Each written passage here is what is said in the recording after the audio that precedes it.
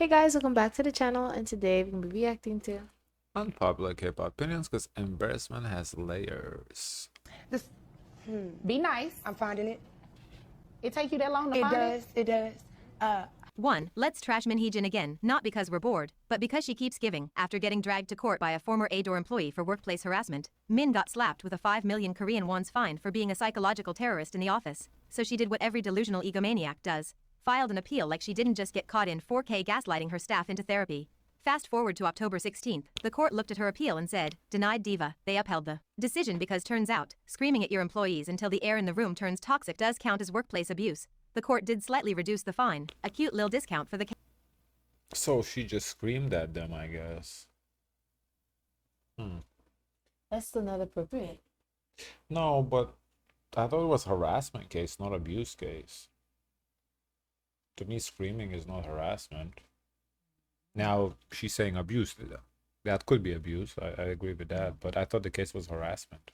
I thought, like, she, like, Maybe the standard for it was going to be easier for it to go under harassment than abuse. right, because her harassment, I thought she was trying to sleep with somebody, honestly. That's what I was thinking. Because to me, that's what harassment They is. did had some things that she would, do what she has to do. Yeah, but I don't think that was this. That was just the text messages with somebody when they tried to do the takeover. Yeah, she said she was gonna sleep with whoever she needs to sleep. I do remember that. Yeah, so that's what I thought. I honestly thought she tried to sleep with somebody. I didn't realize it was just her yelling at somebody. chaos queen, but the ruling stands. They even reminded the public that it's not just about being a verbally abusive overlord, it's about the employer's legal duty to investigate workplace complaints objectively and immediately, especially when explicit harassment allegations are in the mix. And guess what Min Hee-jin did? She filed another objection. She's on her third season of Karen versus the Constitution. And the public? Flamed her into dust, stans and labor activists holding hands like Sailor Moon and Tuxedo Mask just to drag her through the mud. One of the most unhinged, brutally accurate tweets I saw said, this entire Min Hee-jin meltdown started because she couldn't mentally process more than one girl group succeeding at the same time. She's still stuck in the SM matrix where only one female act gets oxygen. And Hybe having 3 active girl groups made her combust like a bootleg MCU villain. And I screamed. Because tell me that's not her. If Lee Soo-man had an evil long-lost sister that crashes the family while reading in season 5, it would be Min Hee-jin in a black veil and custom Maison Margiela pantsuit, suing the ghost of K-pop cohesion itself. 2. The ex-Love genderless brand finally tripped on its own rainbow carpet, huh? Because let's be honest, this isn't a controversy. She's late. This is like 2 weeks old. Oh. It's a case study in how to build a queer-friendly facade and then panic the moment it actually means something. We're talking about the group literally marketed as boundary-breaking, genderless. This is more than a laptop launch. This is a you launch. Inclusive. Fluid, the same group whose visuals, lyrics and styling screamed love whoever, were whatever, now pulling a corporate U-turn with a no flags allowed policy like the pride flag is a bioweapon. Let's run the timeline, because it's chef's kiss levels of hypocrisy. Early October, during X Loves Europe tour, a fan waved a pride flag on stage. Member Rue, being a normal empathetic human, bent down to grab it. Then a staff member yelled at him like he was defusing a bomb. He froze, backed off, and the clip went viral. Then a few days later, staff confiscated a rainbow hand fan from another fan during a photo op. Not a giant flag blocking anyone's view. Oh, we didn't know this. The hand fan, rainbow hand fan. Oh. Just a tiny handheld fan covering her own face. Cue the inevitable. On October 11, the tour promoter 5 Ocean Studio. Yeah, as I said last time, this is the definition of queer baiting to me. It's like they're trying to get the benefit of being queer, but not actually supporting the cause. And clearly they're... At least the younger people, they want to, but their management is telling them no. Yeah, that's that's the good thing, that the guys seem to be like into the cause. It's just the managers, right? On behalf of 257 Entertainment, drops the most basic statement of the year. No flags will be displayed during concerts. Dressed it up with buzzwords like neutral and welcoming for every belief. Translation: we're terrified of offending homophobes. The next day, the members, because the company is allergic to it. Alright, but I feel like the pride flag kind of is, being accepting on every belief too, though, because that's what the pride people believe in, that flag. I don't know, I guess. Accountability post a 9-minute confessional video explaining how they didn't want to upset anyone or hold symbols they couldn't identify. It was awkward, heartfelt, and clearly damage control. You could see it. The members looked like kids apologizing for something they didn't even do, and fans knew it, because that's the playbook. The company butchers it and the idols are forced to absorb the fallout on camera while the executives hide behind spreadsheets and soy lattes. By October 15th, they finally tried to backpedal. You can bring flags, just not huge ones, and don't throw them. Okay, but if this was about flag size, why was a small hand fan banned? Why were rainbow Right. items specifically targeted while other flags sailed right through? Because this was never about sightlines or safety, it was about optics. The kind that gets sanitized for markets where queer is still a dirty word. Neutral and welcoming means please don't associate us with rainbows in conservative countries. And that's the real rot under all this. You can't sell queerness as a brand aesthetic and then treat queer visibility like contraband. That's not inclusivity. That's pinkwashing with plausible deniability. X Love's entire identity was built on genderless image making, makeup, skirts, nail polish, and pronoun neutral promo copy. And it worked. It brought them press, fans, and money. But when the real world queer visibility that inspired your whole marketing plan shows up in the flesh, suddenly you're neutral. Girl, you're not neutral, you're scared. And the company's PR spin didn't even make sense. If this were actually about safety, they could have written a one-line policy. Small flags allowed, no blocking views or throwing objects. Boom, done. Instead they banned all flags, then blamed it on keeping everyone comfortable. Comfortable for who exactly? The most uncomfortable person in the room? The one who sees a pride flag and faints? Neutrality isn't neutral when it silences marginalized people while protecting bigots' feelings. And don't even get me started on the audacity of using the members themselves. The literal faces of this supposed inclusivity to clean up the company's cowardice. Watching them apologize for someone else's mess was painful. But the fans saw it. They saw the sincerity, the confusion. The way they looked genuinely heartbroken that their fans thought they were complicit. These boys have been out here, openly queer-coded since debut. They built this image from love, not marketing, only for their company to throw it all under them to be genuine. I think they have a different idea in mind, like how they want the group to The show guys? stuff. Yeah. And the management's just not letting it go through. I don't know. I don't see anything.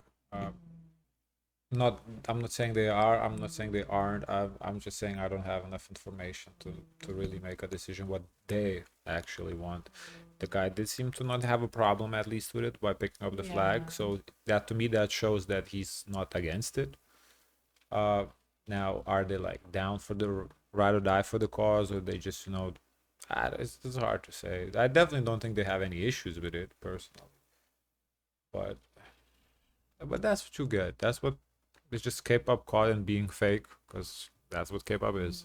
the bus the second it got inconvenient. So yeah, props to X Love for actually posting a full-length uncut response. Because that's more transparency than 90% of K-pop labels ever manage. But 257 Entertainment? Cowards, you invented a genderless group and then punished people for showing a flag that represents exactly what you commodified. This isn't balance, it's betrayal. You don't get to profit off queerness Monday to Thursday and then go we're neutral now on Friday. If you want to play the inclusivity card, play it with your chest. Don't shove the rainbow back in the drawer because it's suddenly not profitable in Warsaw. Because at the end of the day, it's not genderless, it's gutless. 3. Let's review Hearts 2 Hearts Comeback Focus. My girls are still very much in that who are we phase. And Focus is doing the absolute most to make that question even harder to answer. Like, is this supposed to be edgy, classy, slaycore with a runway snarl? Or just your run-of-the-mill SM cosplay dance track with less budget and more poses? I don't know, they don't know. But what I do know is that this song feels like it's trying to kill the vibe and carry it at the same time. The production is easily the best thing here. That house it goes down like a vodka soda. Unoriginal but effective, there's bounce, there's movement. But the vocals? Girl, they're barely there. The chorus literally walks in, talks at you like a board model at a casting call, then dips before anything actually happens. I don't know. How can you talk about the vocals when there's only music video? What vocals? Let them see. Let's see them live. Then we can talk about vocals. Like, girl, I wasn't expecting a Whitney level And I mean, live, not lip sync live. belt, but can I get a note? A melody? Something other than deadpan whisper rapping like you're scared of waking the neighbors? This is what I hate about 5th gen. Everybody's I so had a obsessed feeling with she sounding wasn't cool and gonna like fashion it. forward that they forgot songs need melody. Why? It's not her jam. I can tell from her style in the past. She doesn't like, the voguey music. It's just, to me, she likes the ballads. She likes the, she has a favorite, so it's obvious. It's very clear. Melody, not TikTok chants, not half-hearted runway talkovers, melody, I think she and likes Focus it falls Rainbow right into that Melody. trap. It's not a disaster. It's not even bad, but it's safe, it's aesthetic, it's here's our concept teaser in song form with no climax. Wow. She said it's safe. I actually don't think it's safe at all. I think It's so different from what they've done I think before. for Hearts to Hearts, this is not safe at all. Like, that's completely different from their style of music. Also from SM. Yeah, honestly, the whole label is very different. Yeah, to me, this is very risky, what they did. This could be really backfire, or it could really put them on the map in the West as the 5th gen group. I don't feel like this was safe at all. No risk and definitely no identity, which is so frustrating because they clearly have the ingredients. Style showed flashes of personality, but here, it's all just a little too self-serious. Like they've been told If anything, style was safe. Style was safe because that's like the very much Korean, for Korean population drop. This one is, I don't know. They're clearly trying to go away from that Korea and go international with this. Very risky. Over and over again that subtlety equals sophistication, when really, it just makes them sound half awake. But let me not be a full hater. The MV actually did what it needed to do. The choreography, the algebra page bit, the fits, the visual direction was very playful and creative. 4. Let's talk TXT's Japanese comeback can't stop. You know what's funny? This track could have been historic. It's giving real drums. It's giving mid-range punch. It's giving funky 80s guitar. This is easily one of my favorite TXT tracks in recent memory. And if you know anything about me, you know I don't hand that praise out freely.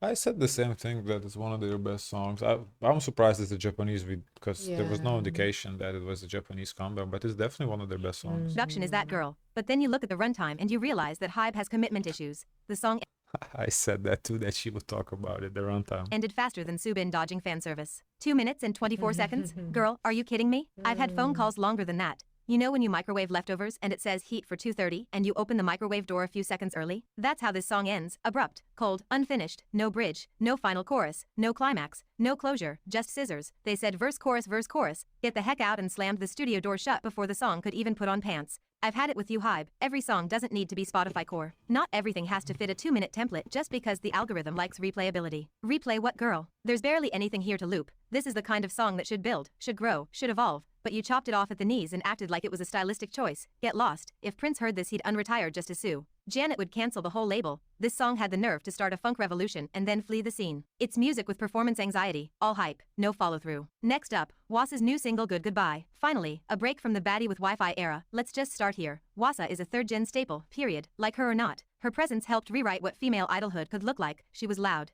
unfiltered, and carved out a lane no one else dared. But baby, that was then. Fast forward to her P Nation chapter and girl, the vision fell off a cliff. Like, what the heck happened? I Love My Body and NA were not comebacks, they were hashtags, and not the good kind either. I'm talking TikTok or karaoke soundtracking some girly doing a body positivity dance in wide angle. Wasa's always stood for confidence. But under P Nation it started feeling like branding, not belief. I liked NA. I think NA was a good song. The music lost its edge. It felt like Psy went, hey, let's take one of the most commanding performers in K-pop and turn her into a bootleg Lizzo with a SoundCloud beat. Like, are you okay? What made Maria and I Maybe so iconic was that they bled. Those projects were emotionally messy, tonally daring, and unafraid to get ugly. They were too much, and that's exactly why they worked. But this P Nation era? Too little, barely promoted, barely present, and when she is, it's girl boss with a ring light. You know it's bad when Wasa, the woman who used to rip stages apart, is out here relying on face pulls and thigh poses instead of vocals and choreo. Like, girl, I get you're iconic, but pointing the mic at the crowd 70% of the time isn't stage presence. It's laziness in a rhinestone catsuit. Now here comes Good Goodbye. And finally, something that doesn't sound like an ad for body wash. The shift in tone is immediate, languid and muted, almost shy. The verses float more than they bite, sparse, atmospheric, very much giving vibes over volume. And while the lack of punch might throw people off, I honestly don't hate it, but it's too familiar. What is it about Chamberlain University that makes our nursing students so successful? The opportunity to You can smell Ava Max, Dua Lipa, and even YG's Leftovers all over it. It's more of a palate cleanser. It's Wasa tiptoeing back into artistry without fully diving in. And I need her to jump, not dip. The production is pleasant but plays it safe. The vocals are there but rarely push. But the video is drop dead gorgeous. There's a concept, a storyline, a full-blown visual identity, and it's shot beautifully, but I'm still bored. Lastly, Boy Next Door's comeback Hollywood action. Listen, me and my dog Lily. Yeah, Wasa's music video was very good for K-pop standards. You know, we felt there's a little bit more there than the whole abusive relationship things. Felt like it was the most we ever seen of that in K-pop. I don't recall seeing, we saw some bruises, some cuts on the hands, and I felt the music video was very good. As far as the song is whatever, not really my style, but the music video, I do think it was good. Have been complaining for years that K-pop's been slowly dissolving into faceless Western ringtones with a Korean passport. And that's why Boy Next Door have been giving me actual hope. Do they always hit? Absolutely not, but at least they're trying something. Hollywood action is loud, chaotic, even corny and gimmicky. And yes, parts of it feel like a jingle for toothpaste. But it's got more identity in one goofy chorus than half Mama's Song of the Year nominations. That hook? It's shrill, it's borderline annoying, and it will live rent-free in your skull whether you like it or not. This is not music for background streaming. This is front row jazz hands face first pop lunacy. And that my loves is what makes it worth talking about. The vocals, high-pitched and intentional. For the Hybe boy group that's being made overseas. The Santos Bravos? We don't ever hear about them in these T channels. I don't know. I think they do like post like Friday, Saturdays. So whenever that comes, if the algorithm suggests it, yeah, we'll check it out. Emotionally grating. They're here to sound like a pack of sugar-crazed brats doing a musical number inside a clown car. And I mean that lovingly. It's theater kid chaos. And I salute them for leaning all the way into it. No restraint, no shame. Just alien vibes. Does it rely too much on one single idea? Absolutely. These boys have a habit of building entire songs around one memeable phrase and milking it like it's their rent money. It gets repetitive. It gets predictable. And yet, I'd take that over the endless sludge of chill moody synth pop with sad trap drums any day. Boy Next Door's songs have a face. And in 2025 K-pop, that's rare. Most new groups sound like they were made in a blender with the setting stuck on vibe. These boys are bringing back the kind of retro grooves your grandpa danced to, but with a TikTok filter, that's not easy to do. They're tapping into old-school American genres most K-pop groups wouldn't even dare touch unless it was for a one-off stage gimmick. And while the execution isn't always perfect, the commitment to I don't know. I feel like what they did is basically copied what the Western acts are trying to do right now too. Like as I said in the video, it's giving that 80s vibe, which is Sabrina Carpenter, Doja Cat, Miley Cyrus. They're all trying to do right now. Flopping on their faces while at it, but they're still trying. So to me, it's not like, oh, they took the 80s and oh wow, K-pop was never there. No, K-pop just took what the Western acts are doing right now. So it's not that K-pop took the 80s. K-pop took the current pop scene in the 2025 in the West, and the current K-pop scene in here, it just happens to be that 80s vibe. So I feel like to say that, oh, they did it and no one else would dare. No, I'm sure we're gonna see a lot of K-pop try to copy that 80s sound right now because that's what they do. But yeah, it's flopping. That is, I don't like it at all. It doesn't seem to be doing well on the charts. The songs are not sticking around on Billboard. But that's what people are doing now. So it is what it is. As far as this song, it's doing great for them. I saw yesterday you guys posted on Discord. I think they're number 3 on the chart already. N-Mix was number 1, Golden number 2, and I think they're number 3, which is wow, great for them. So yeah. the bit is what makes it work. There's character, there's aesthetic. It's not just genre tourism, it feels like they actually care. Is it a little too novelty coded? Yeah. Will some people say it sounds like a juice commercial? Yeah. But honestly, good. Bother people. Disrupt the monotony. I'm sick of seeing every group playing it safe to appeal to Western playlist curators who don't even care. Boy Next Door came. They literally, that's what they did. They're trying to appeal to Western playlist curators, whatever, because their sound is literally go to listen to Sabrina's new album, Doja's new album, Miley's new album. It's the same sound they did. I wonder if she listens to non-K-pop, because I feel like the people that only listen to K-pop exclusively, their perception of K-pop is like, oh my god, they're so innovative. Yeah, probably, yeah. When That's then, the bubble. yeah, because that's that bubble. But when you actually listen to Western music and then you see K-pop, you observe K-pop, you like see that there's really no innovation. There's a lot of copy pasting and like cut, paste, glue. You know, it's just, you know, it's fine. But the next level is the choreography. Heavy, intense choreography by the artists. Usually they just have backups to that. Yeah. We saw that in K-pop. K-pop definitely adds choreography. Here in the States, there's only a few acts that actually do choreo. Tate McRae, that's the only one I can come up with the top of my head. Yeah, people don't really dance like that. Guys, of course, let us know your thoughts. Forget to like, comment, and subscribe. Join the Discord. And as always, share as much kindness as